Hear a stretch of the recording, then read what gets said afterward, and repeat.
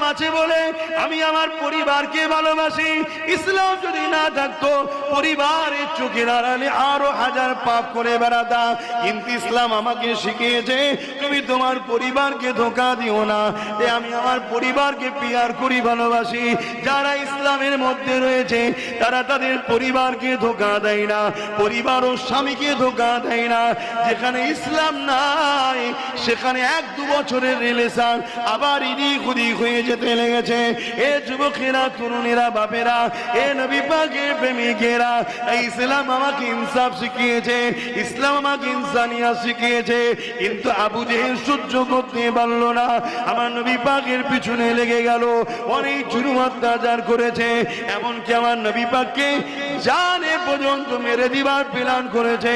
একদিন আবু জেহেলের কাছে কেউ খবর দিল, এ আবু জেহেল, মুহাম্মদ ওই সিপারে চলে, মুহাম্মদ রাসূল ওই সিপার ক্ষমতা নিয়ে চলে। এক কাজ করো, পৃথিবীর বিখ্যাত একজন জাদুকর রয়েছে যার নাম হলো হাবিব ইয়ামানি। দেখুন ফেরাউন জাদুকর এনেছিল, এ যুবকেরা আবু জেহেলও জাদুকর এনেছে। আর আমার হিন্দুস্তানের বাদশাহ গরিবে নওয়াজের বিরুদ্ধে জালিম রাজাও জাদুকর এনেছিল। আল্লাহ নবী যখন মক্কা জমিনে এসে বলল লা ইলাহা ইল্লাল্লাহ আনা মুহাম্মাদুর রাসূলুল্লাহ, মক্কা মানুষেরা মানা তো দূরের কথা, আমার নবী পাকের উপরে জুলুম শুরু করে দিল। আল্লাহ নবীর উপরে অত্যাচার করতে লাগলো। এ নওজওয়ানেরা, তরুণীরা, বাপেরা, আল্লাহ নবী যখন মক্কা জমিনে এসেছে নবী আমার দেখতে লেগেছে মক্কার আবু জেহেল, উতবা, সাইবা এরা সব নেতৃত্ব, লিডারশিপ দিতে লেগেছে। আর এলাকার মানুষেরা সব এদের দাবিদারি করতে লেগেছে। নারী কন্যা সন্তান হলে তাদেরকে জ্যান্ত জ্যান্ত পুঁতে দেওয়া হতো। এ যুবকেরা, কন্যা সন্তান তো ইজ্জত পেত না, কন্যা সন্তান তো সম্মান পেত না। তাই আমার নবী পাক সাল্লাল্লাহু আলাইহি ওয়াসাল্লাম প্রথম বলেছিলেন লা ইলাহা ইল্লাল্লাহ আনা মুহাম্মাদুর রাসূলুল্লাহ। দ্বিতীয় নম্বর নবী আমার দাওয়াত দিয়েছিলেন, হে মানুষেরা, নারী হত্যা বন্ধ করো। ইসলামের দ্বিতীয় মেসেজ, নারী হত্যা বন্ধ করো। আজকে যারা ইসলামের বিরোধী করছে, খেয়াল কর, দেখো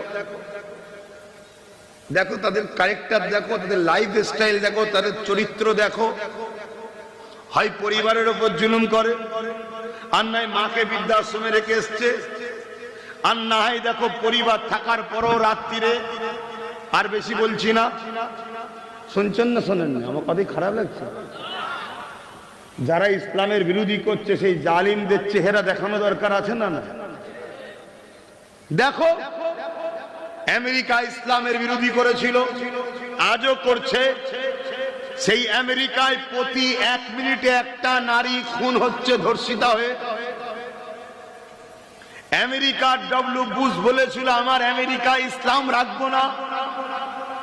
আল্লাহ বললেন আমেরিকায় থাকবে কি থাকবে না তুই ফয়সালা করার কেউ নয়, আমি ফয়সালা করব। তা তোর কন্যাকেই যা ইসলাম কবুল করিয়ে হাফেজে কোরআন বানিয়ে দিলাম। জোরে বলুন সুবহানাল্লাহ। আপনারা জানেন তো নাকি বুশের কোনো পুত্র সন্তান ছিল না, কন্যা সন্তান ছিল, একটাই তো সন্তান। আমাদেরও যখন 1.5 খানা, কথা বুঝছেন, তো একটাই সন্তান। তো সে কি করেছে, মুসলমানও হয়েছে, আবার ইসলাম কবুল করেছে, আবার কি হয়েছে, হাফেজে কোরআনও হয়েছে। তুই ইসলামকে সরাচ্ছি আমেরিকা থেকে, তোর ঘরে ইসলাম রয়েছে, এবার কি করবি কর। আমার আল্লাহর পাওয়ার দেখছেন তো নাকি? হ্যাঁ, সেই আমেরিকা আজকে ইউরোপ দুনিয়া, তাদের ডাটা, তাদের, আমার নয়, তারা বলছে, আমেরিকা বলুন, ফ্রান্স বলুন, ইউরোপ দুনিয়াতে এত দ্রুত মানুষ ইসলাম কবুল করছে। তারা বলছে 2040-এ ইউরোপ দুনিয়া হবে ইসলাম সংখ্যা গুরু। জোরে বলুন সুবহানাল্লাহ। কেন ভাই? আমরা তো শুনি আমার দেশে একদল রাজা ছিল নাকি, তারা জোর জবরদস্তি সব মুসলমান করেছে। তা আমেরিকার রাজা কারা এখন? মুসলমান। কথা বলছে না তো। তাহলে ইসলাম বাড়ছে কেন? ইসলাম লাঠির দ্বারা, তরোয়ালের দ্বারা, বোমের দ্বারা, AK-47 দ্বারা হয়নি, আর হবেও না। ইসলাম জুলুমকে মিটাবার নাম, জুলুম করার নাম নয়। আজ আমেরিকা বলুন, ফ্রান্স বলুন, ব্রিটেন বলুন, তারা ইসলামের ছায়াতলে শান্তি পাচ্ছে, বাঁচার রাস্তা পাচ্ছে, তাই ছুটছে।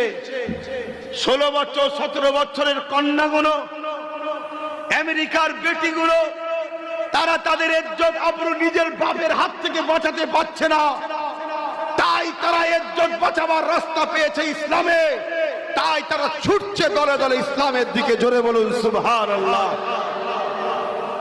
কথা শুনছেন না শোনেন?